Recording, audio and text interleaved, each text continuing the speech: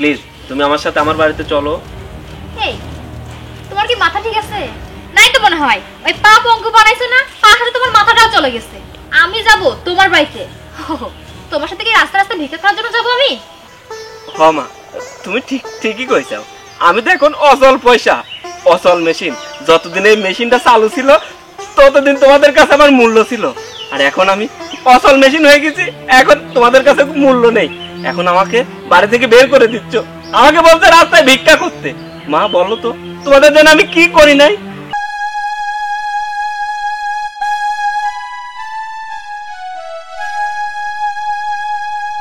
কাকা আমাকে একটা রুটি দিবেন? আমি না কালকে রাতের থেকে কিচ্ছু খাই নাই, কিন্তু কাকা আমার কাছে কিন্তু কোনো টাকা পয়সা নাই, আমাকে একটা রুটি দেন।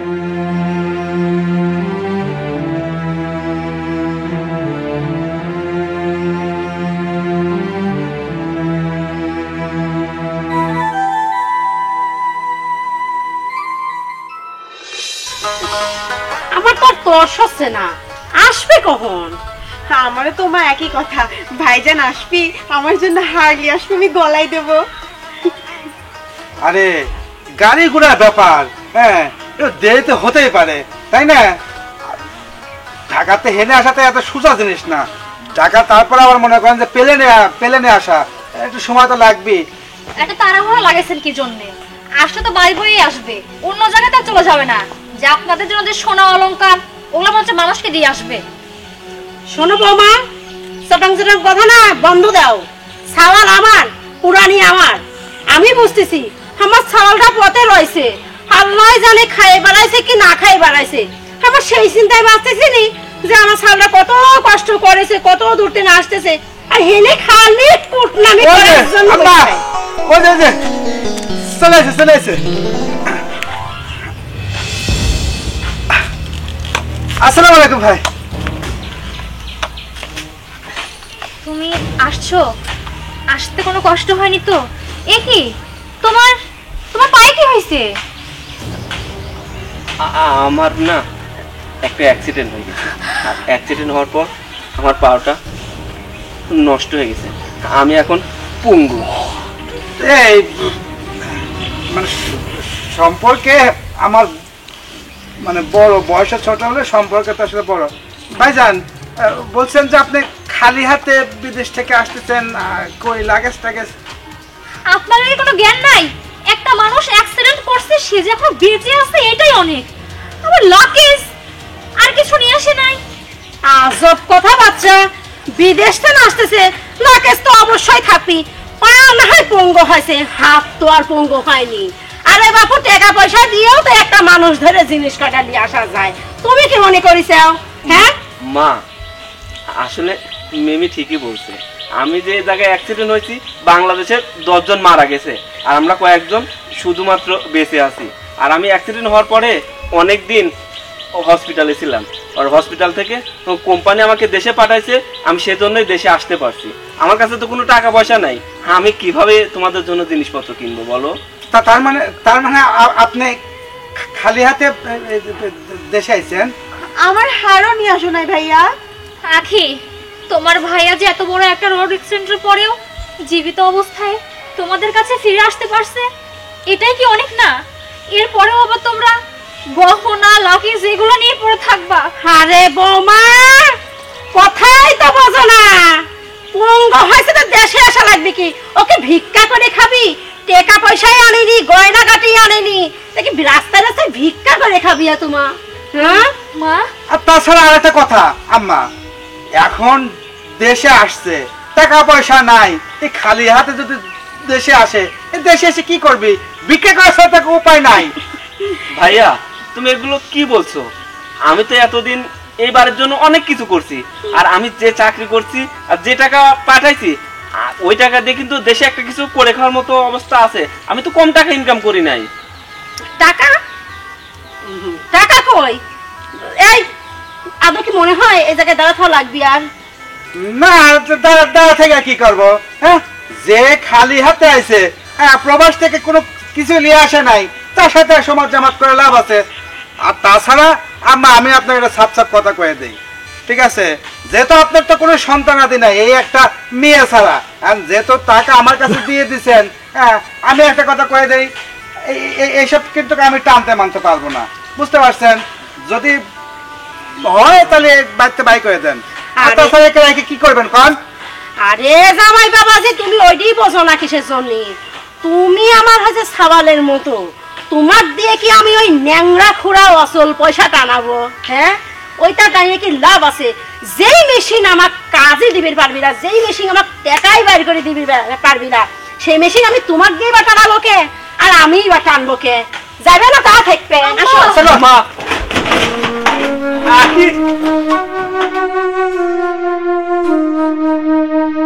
মিম, ছাড়ো, খবরদার আমাকে ছোঁবা না। তুমি এগুলো কি বলছো? আমি তোমাকে ছুবো না মানে? ঠিকই বলছি আমি। দূরে থাকো আমার থেকে। তোমার মতো একটা ফকির, একটা পঙ্গুর সাথে আমি কেন থাকবো? আমিও তোমার মা বোন, তোমার বোনের জামাইয়ের মতো তোমার থেকে দূরে সরে যাবো। মিম, সবাই দূরে সরে চলে গেলেও তুমি যাও না। তুমি চলে গেলে আমি কিভাবে চলবো বলো? চলতে হবে, চলতে তোমার হবে। তুমি কিভাবে ভাবলা আমি তোমার মতো একটা পঙ্গু ফকিরের সঙ্গে থাকবো? তোমার মতো এইমাত্রই বলে গেল। তোমার এখন ওই রাস্তায় রাস্তায় ভিক্ষা করা ছাড়া কোনো উপায় নাই। তুমি কি চাও আমি তোমার সাথে থেকে এই রাস্তায় রাস্তায় ভিক্ষা করে বেড়াবো? কখনোই না। আমিও আমার মতো আমার বাবার বাসায় চলে যাবো, থাকবো না আমি তোমার সঙ্গে।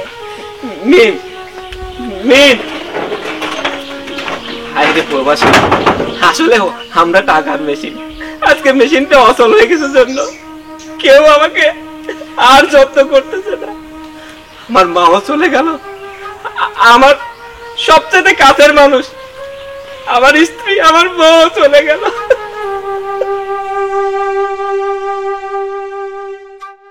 মা, তুমি এখন তোমার ন্যাংরা ছাওয়াল লিখলে কি করবে? তোমার জামাই তো সেই রাগ করতেছে, যে আসলে এই বাড়িতে ইসলাম সে আশা পূরণ হলি না। আচ্ছা কথা, রাগ করার কি আছে? তোরা যে আশা নিয়ে আইছিস, আশাটা দেহিস পূরণ হবে নি। আর ওই ন্যাংরার বাচ্চার কথা করছিস তো, ও ক্লিয়ার কি করব? ও নিজের কপাল নিজেই খাইছে, ন্যাংরা হয়েছে, এখন তো আর কোনো কর্ম হবে না। নেই কি করবি আরো? দেখিস ঠিক রাস্তা রাস্তায় ওর ভিক্ষা করে খাওয়া লাগবে। কিন্তু টাকা পয়সা, আমরা তো ভাবিছিলাম মেলা টাকা পয়সা সাথে আনবি, এক টাকাও তো সাথে নিয়ে আসে নাই। আচ্ছা তুই তো চিন্তা করতেছিস কে? জামাই একটা মোটর সাইকেলের আবদার, তো সে আমি কিনে দেবো নে। আর অ্যাকাউন্টে তো টাকা আছে, ও তাহলে তুই চিন্তা করিস নি। মা, তোমার জামাই যে মোটরসাইকেল চাইছে ওই মোটরসাইকেলের দাম কিন্তু মেলা। ভাবিছিলাম তোমার তে টাকা নিয়ে মোটরসাইকেলটা কিনে দেবো, আর ভাই আসলে আমার গলার একটা বড় করে হার বানাবো, সে আশাও আমার পূরণ হলি না। আসলো তো আসলো, ফকিনের বাচ্চা ন্যাংরা হয়ে আসলো। ও তো এখন অচল মেশিন, ও কি আর চলে? তাই তো ভাবতেছি রে মা, এই অসল মেশিন দিয়ে কি করব? এদিক দিয়ে তার কোনো কামে লাগবে না। নেই আর এদের কাছে একটা কানা করেও নেই, যা আছে মনে কর আমার এই অ্যাকাউন্টেই আছে। আর যদি চলে বলে কৌশলে ওর জমি জমাগুলি সব আমার নামে লিখে দিতে পারে, তাহলে তার কোনো কথাই নেই। সব সহায় সম্পত্তি আমার নামে হয়ে যাবে। আর আমার মানে তো তোর আর জামাই। কথা হচ্ছে কি, ও সয় সম্পত্তি সব লেহি লেবো, লেওয়ার পরে ও বাড়িতে দূর দূর করে তারা দেবো, তারপরে ও রাস্তায় যায় ভিক্ষা করে খাক, আর যা মন চায় তাই করে খাক, আমার এসে তার দেহান নেই। কিন্তু মা, তুমি যে সয় সম্পত্তি গুলা লিখে নিবে, ভাই যদি পরে যায় থানা পুলিশ করে তখন কি করবে? লাভ করতো কিসের থানা পুলিশ করবি? থানা পুলিশ করে কি কোনো লাভ আছে? তখন তো সব জমি জমার কাগজপত্র আমার নামে হয়ে যাবে। যতই থানা পুলিশ করুক নাকে, এভিডেন্স তো সব আমার নামে। উকিল তখন আমার কথাই কবি, বুঝছিস? বুদ্ধিটা কিন্তু খারাপ দিচ্ছাও না মা।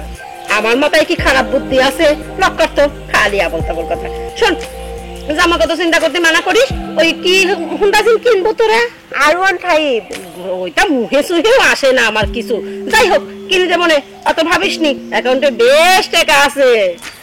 চল দেখি আবার এই ন্যাংরার বাচ্চা ন্যাংরা কি করতেছে। চল যাই, চলো।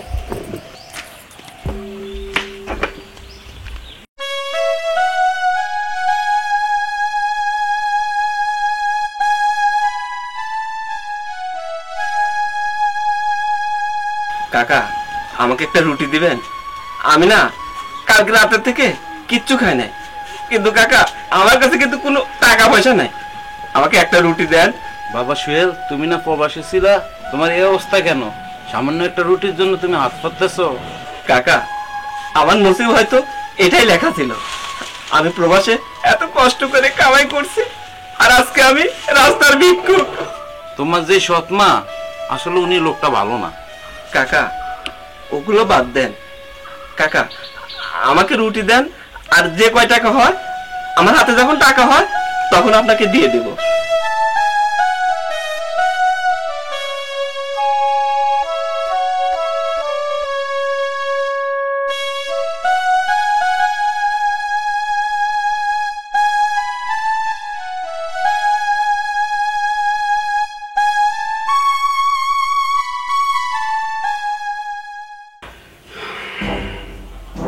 যে আসলে বাড়িতে আসলাম সে আশা তো ঘুরে ভালো।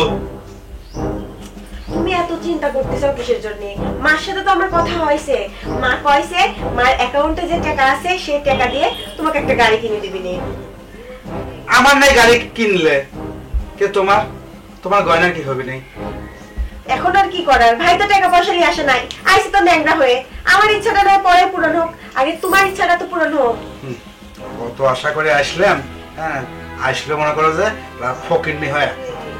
এই ফকিরনি লেগে আমি কি করব?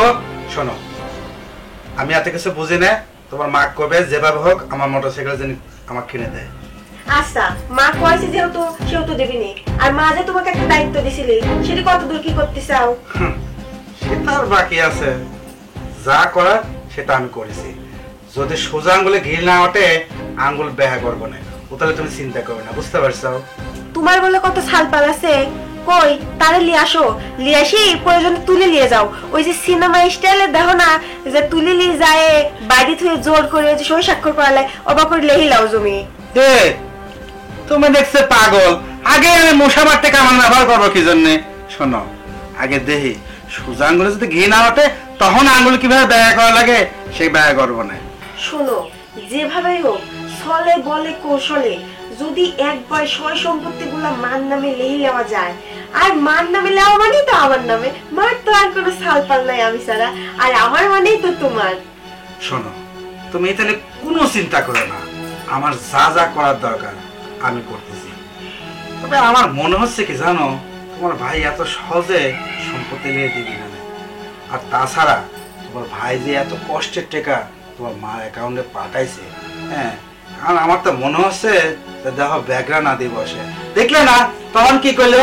হ্যাঁ, ওই কথা শোনার পর তো আমার আর ভয় ধরে গেছে। হ্যাঁ, ওকে এত সহজে টাকা পয়সা দিবি আর সম্পত্তি লিখে নিবি, তারপর দেখা যাক কি করা যায়। যাও, আমার জন্য এক কাপ চা বানা নিয়ে আসো, যা করার আমি করবো না।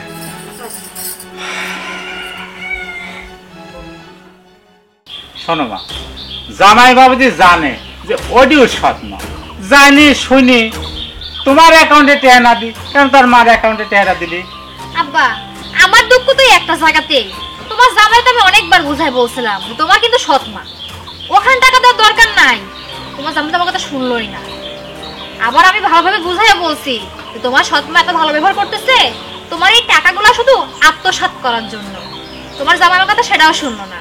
এখন এই যে বাড়িতে আসছে, উষ্টা দিয়ে বাড়ি থেকে বের করে দিয়েছে, দেখা যায় হয়তো রাস্তায় রাস্তায় ভিক্ষা করতেছে। আব্বা, আমি যে বাড়ি থেকে বের হয়ে আসছি, কোন দুঃখে বের হয়ে আসছি আমি তো জানি যে সৎ মার আচরণ কিরকম। আমি জানতাম জন্যই মনে করো যে বুঝে শুনে বের হয়ে চলে আসছি। ওই দাও, কতি না কতি ফকিনের বাচ্চা চলে আইছে। তুমি তুমি আমার বাড়িতে কি করতে আসছো? দেখো মেম, আমার এই অবস্থা দেখে আমি জানি আমার প্রতি তোমার অভিমান হয়েছে, আর অভিমানের জন্যই তুমি এই বাড়িতে চলে আসছো। প্লিজ তুমি আমার সাথে আমার বাড়িতে চলো। এই, তোমার কি মাথা ঠিক আছে? নাই তো মনে হয়। ওই পা পঙ্কু বানাইছো না, পার সাথে তোমার মাথাটাও চলে গেছে। আমি যাব তোমার বাড়িতে? তোমার সাথে কি রাস্তা রাস্তা ভিক্ষা করার জন্য যাবো আমি? দেখো মেম, আমি তো দূর প্রবাসে অনেক টাকা ইনকাম করছি, আর আমার যে টাকা ইনকাম করছি এই টাকা দিয়ে আমি যদি দেশে একটা কিছু করি, আপাতত চারটি ডাউল ভাত আমি তোমাকে খাওয়াইতে পারবো। আহারে, ডাউল ভাত খাওয়াবা তুমি? তোমার ওই দূর প্রবাসী থেকে ইনকাম করা টাকা দিয়ে? তোমার এই প্রবাসী থেকে, মানে প্রবাস থেকে যে টাকা আনছো, ওই টাকা কি এক টাকা তোমার কাছে আছে? নাই। ওই টাকা তোমার সৎ মাই আঁচলে গিট্টি বেঁধে রেখে দিছে। যদি কখনো ওই টাকা তুলতে পারো তখন আইসো, ভেবে দেখবো। মেম, তুমিও যদি মার মতো একই আচরণ করো তাহলে কেমন হয়? প্লিজ তুমি আমার সাথে চলো না। আমি কি তোমার সাথে রাস্তায় রাস্তায় ভিক্ষা করার জন্য যাব? বলছি না যাব না, আমি শুনো নাই কথা। আমার মেয়ে কি বলেছে কথাগুলো মন দিয়ে শুনছাও, অপমান হওয়ার আগে চলে যাও। মিম, তোমাকে কিন্তু আমি আবার বলছি তুমি আমার সাথে চলো। শোনো সোহেল, বেশি বাড়াবাড়ি করো না। তোমার এই পঙ্গু পাওনি তুমি কিভাবে ভাবলা? তোমার মা তোমার সাথে যে আচরণ করে আমি তোমার সঙ্গে যাব, যেন তোমার মা আমার সাথে এই সমান ব্যবহারটাই করতে পারে, তাই না? মিম, আমি চলে যাচ্ছি, কিন্তু আমি আবার ফিরে আসবো। যাও যাও, ফিরে এসে লাভ নাই। পঙ্গু হয়েছে না, ফকিরের মতো রাস্তা রাস্তা ভিক্ষা করে খাইতে হবে।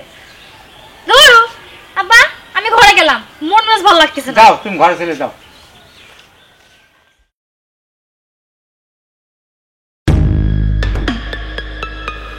মা, তুমি এই জায়গায়? কি হয়েছে? শুনি যাও, তোমার সাওয়াল আমার এই যে বউ আনতে গেছে। আচ্ছা, গেলেই হলো। ওই বউ তাই আসে, তাই আসে। ওই ন্যাংরার সাথে কোন সময় ওই বউ আসবি যে সংসার করি যায়? পাগল হয়েছিস? 2 দিন পর তো ও নিজেই ভিক্ষা করবে, তাহলে ওই বউ বুঝবি যে ও ভিক্ষা করলে তো ওই বউয়েরও ভিক্ষা করতে হবি। জীবনও ওই বউ আসবে না। আর তোর ভাবি যেই বুদ্ধিমান মানুষ, হ্যাঁ, ও আগেই বুঝে গেছে যে এই ন্যাংরার সাথে সংসার করলে আমার জীবনে কি আছে। ও আগেই পগার পাস। না আসলেই ভালো। যাই হোক মা, 2000 টাকা দাও। টাকা? টাকা কি হবে? তোমার জামা চালি হাত খরচের জন্য দাও। দিচ্ছি, চল। হ্যাঁ, সবই তো শুনলাম। তোকে আমি কতবার করে বললাম যে এত কষ্ট করে প্রবাসে থাকে, টাকা পয়সা ইনকাম করে নিজের ব্যাংক অ্যাকাউন্টে রাখ, কিন্তু না, তুই শুনলো না। তুই সব টাকা পয়সা কি করলো? তোর মার ব্যাংক অ্যাকাউন্টে রাখলো। এই কাজটা তুই ঠিক করছিস? তুই ক। আসলে দোস্ত, তুই ঠিকই কইছিল। তোর কথা তখন আমি শুনি নাই। তোর কথা না শুনি আর এত কষ্ট করে কামাই করা টাকা সব আমি মার অ্যাকাউন্টে পাঠিয়ে দিছি। এখন না আমার কোনো টাকা পয়সা নাই, আমি রাস্তার ভিক্ষুক। আমি কখনোই ভাবি নাই যে আমার নাই সৎ মা সৎ বোন আমাকে রাস্তায় নামাই দিতে পারে। কিন্তু আমার যাকে ভালোবেসে আমি বিয়ে করছি সেই মিম আমার সাথে থাকলো না, সেই মিম আমাকে ছেড়ে চলে গেল। আরে এটা নিয়ে চিন্তা করিস নে। শোন, উপরে তো আল্লাহ আছে। তারপরে আবার এখন কি শুনতেছি তুই নাকি তোর মার নামে তোর জায়গা সয় সম্পত্তি সব নাকি তোর মার নামে রেজিস্ট্রি করে নেবে তোর মা। আচ্ছা, এইসব কাজ কি করা ঠিক? তোকে আমি তখনই বুঝাইছিলাম। দোস্ত এখন আমি কি করব? আমার তোরা ঠিক মতো খাইতেই দেয় না, আর বলছে আমি যদি ওই সম্পত্তি লেগে না দিই আমাকে বাড়ি থেকে বের করে দিবে। তুই আমি এখন কি করব? আমি তো এখন রাস্তার ভিক্ষুক। শোন দোস্ত, তুই কোনো চিন্তা করিস নি। তুই একটা কাম কর, ওই যে ব্যাংকে যেসব টাকা পয়সা তোর মার নামে দিছিস, তুই যে করেই হোক ওই সব টাকা পয়সা ব্যাংকের তেন তুলে তুই তোর অ্যাকাউন্টে রাখবো। আর শোন, বাড়ির জমি বা মাঠের জমি জেনে যা জমি জাতি আছে খবরদার তোর ওই সৎমার নামে দেবো না। তোর ওই সৎমার নামে যদি তুই দিস তাহলে কিন্তু তোর কপাল পড়বে। আর একটা কথা শোন, তুই এটা নিয়ে দোস্ত চিন্তা করিস নে। আমার পাশের একটা দোকান ফাঁকা আছে, দরকার হলে আমি কিছু টাকা পয়সা দিয়ে তোর সাহায্যও করবো না। তুই একটা দোকান লে, যা হেল্প করার আমি করবো না। তুই দোকান লে ব্যবসা শুরু কর, বুঝছিস? তুই ঠিকই কইছিস। আমি একটা দোকান নিয়ে যদি ব্যবসা করি আমি তো এখন চলাফেরা করতে পারি না, দোকানে বসে থাকলে বেচা কেনা করতে পারবো। আর দোস্ত তুই যে কইলি যে মার অ্যাকাউন্ট থেকে আমি টাকা কিভাবে নিব, ওটা তো কোনোভাবেই সম্ভব না, যেহেতু মার অ্যাকাউন্টে টাকা। কিন্তু একটা জিনিস করতে পারি যে আমি, তুই যে কথা বললি যে আমার সয় সম্পত্তি আমি মার নামে লিখে দিব না, তাতে আমাকে যা করে তাই করুক। আমার যদি রাস্তায় ভিক্ষা করে খেতে হয় আমি রাস্তায় ভিক্ষা করে খাবো, তবু আমার সয় সম্পত্তি আমার ওই মা আর বোনের নামে লিখে দিব না। তুই একদম মানে সঠিক কথা বলেছিস, বুঝছিস? আর শোন, এটা নিয়ে কোনো চিন্তা করতে হবে না। আরে তুই তো প্রবাসে থাকিস, তুই তো একজন রেমিটেন্স যোদ্ধা। এই দেশে কিভাবে যুদ্ধ করে তোর সবকিছু অর্জন করতে হয় সেটা কিন্তু একমাত্র তুই পারবি। আমরা দেশে থাকে এগুলো এত বুঝবো না, বুঝছিস? একটা কাম কর, তুই তাহলে ভালো করে দোকানদারি কর, আমার পাশের দোকানটা নে, আর আমার টাইম হয়ে যাচ্ছে দোকানে যাওয়ার। দোস্ত তুই কিছু মনে করিস নি, আমি যাই। আচ্ছা দোস্ত, খালি তুই আমার পাশে থাকিস, তারপর দেখা যাক, ভাগ্যে যা আছে তা তো হবেই। আরে তুই আমার বাল্যকালের বন্ধু, কোন সময় দেখেছিস যে তোকে ছাড়া আমি একটা মুহূর্ত থাকতি? তুই যখন বিদেশ চলে গেছিলি সেই সময় কয়েকটা বছরের জন্য তুই শুধু আমার থেকে আলাদা ছিলি। দোস্ত তুই তাহলে কোনো চিন্তা করিস না, তোকে যা সাহায্য করার আমি সাহায্য করব, তুই তাহলে কোনো চিন্তা করিস না, আমি গেলাম। আচ্ছা দোস্ত। আচ্ছা তাহলে আসিস, বিকালে আসিস, আবার দুই ভাই বসে আলাপ করবো না কিভাবে কি করা যায়। আচ্ছা আচ্ছা ভালো থাকিস। আরে কপাল, এতদিন প্রবাসে এত কষ্ট করে কামাই করলাম, আর আজ আমি রাস্তার ভিক্ষুক। মা ভাইজান তো এখন দেশে আসলি, এখন টাকা পয়সা কেমবা কি করবে, তোমার সালে কেবা কি বুঝাবে, তাড়াতাড়ি বুঝাও। আরে দাঁড়া, এত অস্থির হয়েছিস কে? কেবল সাওয়ালটা আমার দেশে আসলি, আগে দেহি শুনে ওর কাছে কেমবা কি আছে না আছে, তারপরে তো। টাকা পয়সা তো কিচ্ছু আনে নাই, খালি হাত পায়ে আইছে। আচ্ছা টাকা পয়সা যে আনেনি তা কি করে বুঝলো ক?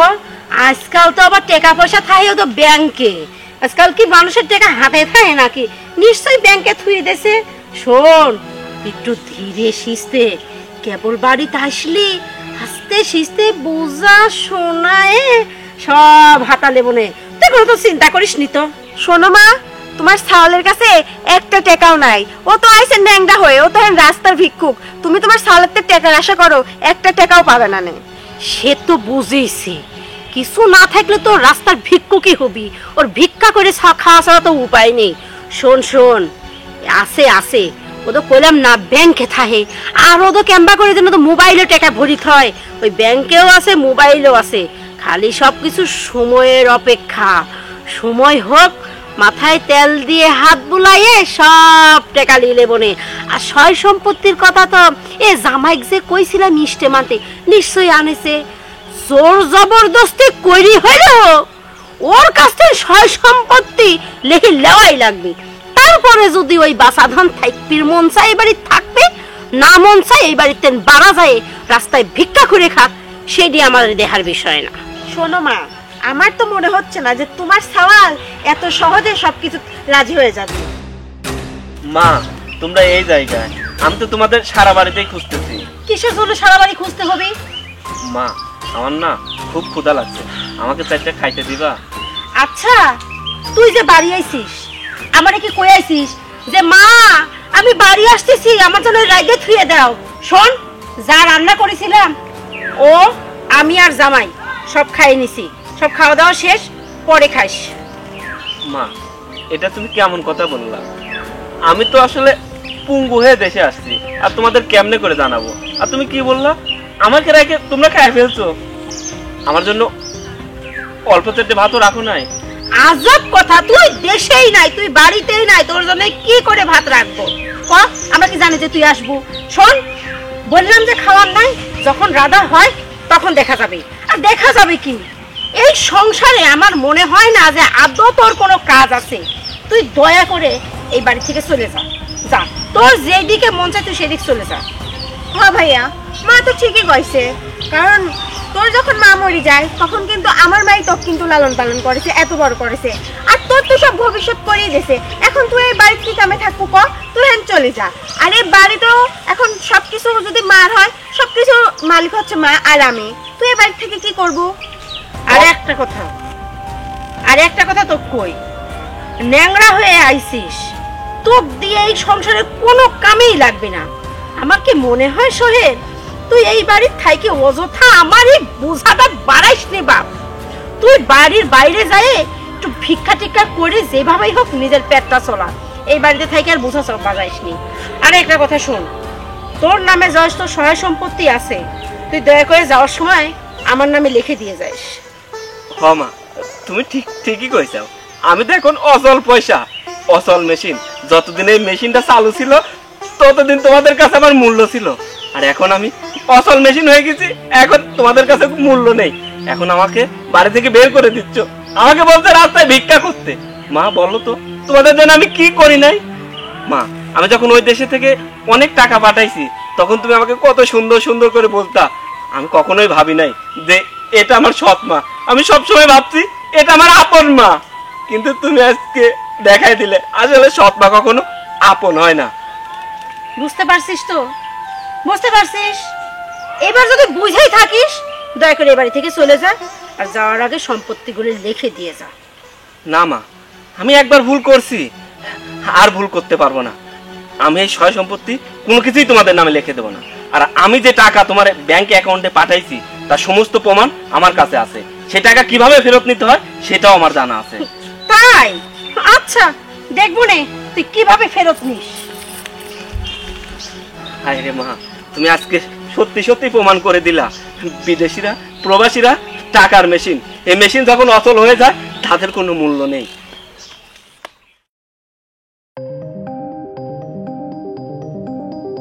তুমি তুমি আবার কেন আসছো এখানে? মানা করছিলাম না আসার জন্য। দেখো, তোমাকে তো এর আগেও বলছি যে আমি আবার ফেরত আসবো তোমাকে নেওয়ার জন্য। প্লিজ মিন, আমার প্রতি আর অভিমান করো না। আমি এদেশে আসার পরে আমার মা, সৎ বোন আমার প্রতি অনেক অত্যাচার করছে, অনেক অবিচার করছে, তারপরেও আমি ভেঙে পড়ি নাই। তুমি জানো, আমার থেকে আমার সমস্ত সম্পত্তি লিখে নেওয়ার জন্য ওরা প্ল্যান করছে, কিন্তু আমি দেই নাই। আরো আমরা চেষ্টা করছি যে আমার অ্যাকাউন্ট থেকে যে টাকাগুলো পাঠাইছি এই টাকাগুলো আমি ফেরত পাবো। আর আমার বন্ধু রাসেল আছে না, রাসেলের দোকানের পাশে আমাকে একটা দোকান নিয়ে দিবে। আর আমি যদি ওই দোকানে বসি তাহলে একটা ভালো কিছু হবে। প্লিজ তুমি আমার সাথে চলো না। দেখো সোহেল, আমি তোমাকে অনেক বোঝাইছি, বোঝায় যখন বোঝাতে পারিনি তখনই আমি অভিমান করে বাসা থেকে চলে আসছি। তুমি জানো, তোমার এখন এই কষ্টটা আমি নিজের চোখে সহ্য করতে পারবো না, নিজে দেখতে পারবো না। এটা আমি, তোমার যে কষ্ট হইতেছে এই কষ্টটা আমি সহ্য করতে পারতেছি না এখন। কিন্তু আমি তোমাকে বুঝতে যেতেছি না। তোমাকে আমি এটা বুঝাইতেছি যে আমি রাগ করে চলে আসছি। তোমার বিদেশ থেকে এত হাড় ভাঙা পরিশ্রমের টাকা দিয়ে তোমার মা, তোমার বোন সবাই আমোদ ফুর্তি করে বেড়াইছে এতদিন। তোমার মায়ের তো একই চিন্তা সব সময়, তার জামাইয়ের কোনটা অভাব হইলো, কোনটা দিলে জামাই খুশি হবে। তার বড় বড় স্বপ্ন সবকিছু তোমার কষ্টের উপার্জনের টাকা দিয়ে তোমার মা পূরণ করত। আর এদিকে আমি অসহায়ের মতো ভাবতাম আমার স্বামী সেই দূর প্রবাস থেকে এত কষ্ট করে, এত হাড় ভাঙা পরিশ্রম করে এত কষ্টের টাকা পাঠায়, আর সেই টাকা দিয়ে আমার শাশুড়ি আমোদ ফুর্তি মজা মাস্তি করে বেড়ায় তার মেয়ে, তার জামাই সাথে নিয়ে। তোমার মাকে আমি অনেক বোঝাইছি, যখন বুঝাইছি তখন তোমার মা বলছে তার ছেলের টাকা, আমার বলার কোনো অধিকার নেই। সহ্য করতে না পেরে মান অভিমান বুকের মধ্যে চাপা রেখে বাধ্য হয়ে বাড়ি থেকে বের হয়ে আসছি। কারণ আমি জানতাম তুমি যখন প্রবাস থেকে বাসায় আসবা, এসে দেখবা তোমার জমানো একটা টাকাও নেই, সব টাকা দিয়ে আমার বিলাসিতা করে বেড়াইছে, তখন তুমি সহ্য করতে পারবা না, তুমি ভেঙে পড়বা, তুমি কষ্ট পাবা। আমি বুঝতে পারছি তুমি আগে আমাকে যে কথাগুলো বলছো, তোমার কথা না শুনে আমি ভুল করে ফেলছি। দেখো, তুমি যদি আমার পাশে থাকো আমি আবার আগের জায়গায় দাঁড়াইতে পারবো। প্লিজ তুমি আমার সাথে চলো। তোমাকে আর আমার কাছে উন্নতি করতে হবে না, আর মিনতি করতে হবে না। আমি তোমার পাশে ছিলাম, আমি তোমার পাশে থাকবো। একজন স্ত্রী হিসাবে তার স্বামীর খারাপ সময়ে পাশে থাকা তার কর্তব্য। আমি থাকবো তোমার পাশে, তুমি চিন্তা করো না। চলো আমার বাড়িতে চলো। চলো। আপনারা কি করে ভাবলেন আমি এত কষ্ট করে ইনকাম করে অর্থ সম্পদ করছি, আর আপনারা চাইলেন আমি সেটা লিখে দেব? এই আম্মা কি করছে শুনিস নাই? এখন ভালো ফেলে বলতেছি স্টেপে সই কর, সই কর। আমি মরে গেলেও এটাতে সাইন করব না। দেখেন, আপনারা কিন্তু বেশি খারাপ করতেছেন, একদম বাড়াবাড়ি করবেন না কিন্তু। ওর কলা ছাড়েন। আপনি কোন সাহসে ওর গায়ে হাত দিলেন? ভুলে যাবেন না, বয়সে ছোট হলেও সম্মানেও আপনার থেকে অনেক বড়। এই চুপ থাকেন তো। মা, আপনি কিছু বলবেন? সোহেল, তোকে আগেও কইছি, আবারও করছি, ভালোই ওই দলিলটাতে সই করে দে, না হলে কিন্তু এই বাড়ির থেকে কিন্তু বের করে দেব। দেখো মা, তোমাদেরকে আমি খুব ভালো করে চিনে ফেলছি। বাড়ি থেকে বের করে দেওয়া কি, আমাকে যদি মেরেও ফেলো তারপরে এই দলিল আমি সাইন করব না। শোন ভাইয়া, তোকে কিন্তু আগেও কইছি যে আমার মা তোকে লালন পালন করে মানুষ করেছে, এখন যদি তুই মার কথা না শুনিস না তো ঘাড় ধাক্কা দিয়ে কিন্তু বাড়ি থেকে বের করে দেবো। হ্যাঁ, আমাকে লালন পালন করছে জন্য আমি তার যথেষ্ট পরিমাণ প্রতিদানও দিছি, বিনিময়ে তোরা আমাকে কি দিছিস? তুই ছোট বোন হয়ে আমাকে বলছিস বাড়ি থেকে ঘাট ধাক্কা দিয়ে বাড়ি থেকে বের করে দিবি, তারপরে তোদেরকে আমি জমি অর্থ সম্পদ সব লিখে দিব? হ্যাঁ, ওইটাই তো করছি। শোন, তুই যদি এখন ভালোই ভালো সবকিছু লিখে না দিস, ওই যে আখি যেটা কইলো না, ঠিক সেইটাই তোর সাথে করব।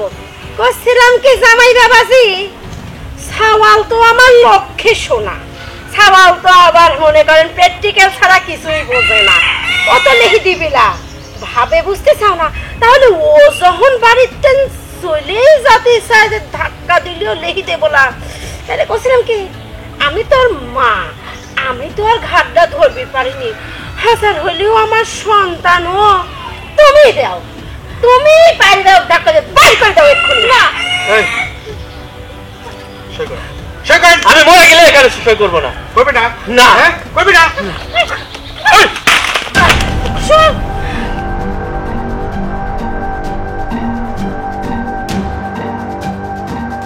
সোহেল, তুমি নিজে পায়ে কিভাবে দাঁড়ায় আছো?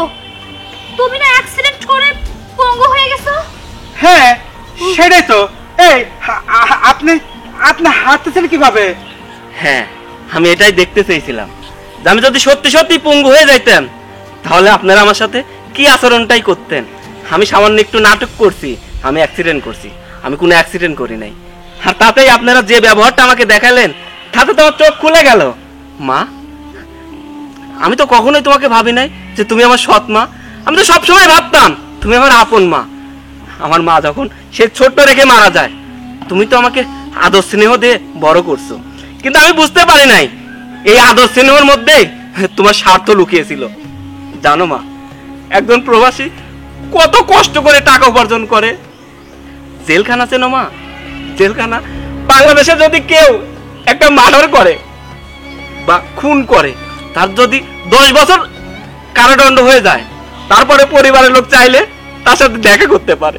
কিন্তু জানো মা, প্রবাস এমন একটা জায়গা যেখানে চাইলেও পরিবারের কেউ তার সাথে দেখা করতে পারে না। মা জানো, আমরা যখন প্রবাসে অসুস্থ হয়ে যাই, আমাদের না সেবা করার মতো কেউ থাকে না। অসুস্থ হইলেও নিজেকেই ডাক্তারের কাছে যাইতে হয়, নিজের চিকিৎসা নিজেই করাইতে হয়। যখন গায়ে 100-র উপরে জ্বর আসে, তখন আমরা খুব কষ্ট করে অনুভব করি। এখন যদি আমার পরিবারের কেউ আমার পাশে থাকতো, আমার মাথায় একটু জল পট্টি দিত, আমরা কতই খুশি হতাম। আমরা যারা দূর প্রবাসে কাজ করি, আমরা কতটা কষ্ট করি। মা, যদি আমাদের পরিবারের কোনো লোক আমাদের এই কষ্টটা দেখতো, তাহলে আর প্রবাসীর সাথে এরকম আচরণ করতে পারতে না। যারা বাংলাদেশে আছে তারা মনে করে প্রবাসীরা টাকার মেশিন, কিন্তু সেটা কখনোই বুঝতে চেষ্টা করে না। সেই টাকার মেশিনটা যদি একবার অচল হয়ে যায়, তাদের আর কোনো টাকা আসবে না। আর আমি তা বাস্তব প্রমাণ পেলাম। আমি শুধু একটু নাটক করলাম যে দেখো মা, আমি অচল হয়ে গেছি, আর তোমরা আমার সাথে এমন ব্যবহার করতে পারলা। যতদিন এই মেশিনটা সচল ছিল, তোমাদের আচার ব্যবহার দেখে আমি তো ভাবছিলাম আমি অনেক সুখী, আমি খুব হ্যাপি। আমার মা আমাকে কত আদর করে, আমার বোন আমার কত খোঁজ খবর নেয়, কিন্তু আমি এটা কখনোই ভাবি নাই যে আমি অচল হয়ে গেলে তোমরা আমাকে এরকম ভাবে দূরে ফেলে দেবে, ছুঁড়ে ফেলে দেবে। সোহেল, তুমি কান্না করো না। তোমার মা আর বোনের মতো লোভীরা তোমাকে ঠিকই ছেড়ে চলে গেছিল। আমিও হয়তো তোমাকে ছেড়ে চলে গেছিলাম, কিন্তু সেটা ছিল তাদের প্রতি একরাশ ঘৃণা আর অভিমান। তুমি আমাকে বুঝতে না পারো, এক তীব্র আকাঙ্ক্ষা।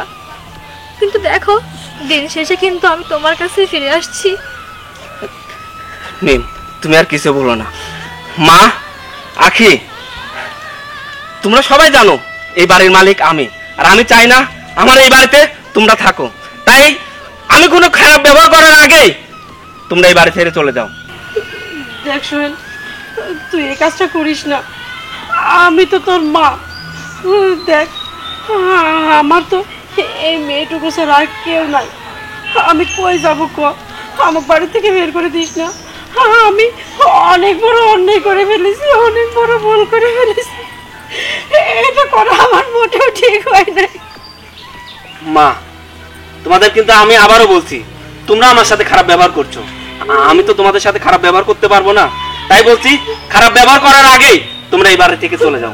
না না সোহেল, ভাইয়া আমাদেরকে বাড়ি থেকে বের করে দিস না, মা কোথায় যাবে? তোদেরকে তো আমি খুব ভালো করে চিনতে পারছি, তোদেরকে আমি ক্ষমা করতে পারবো না, কারণ তোরা ক্ষমার অযোগ্য। মিম চলো।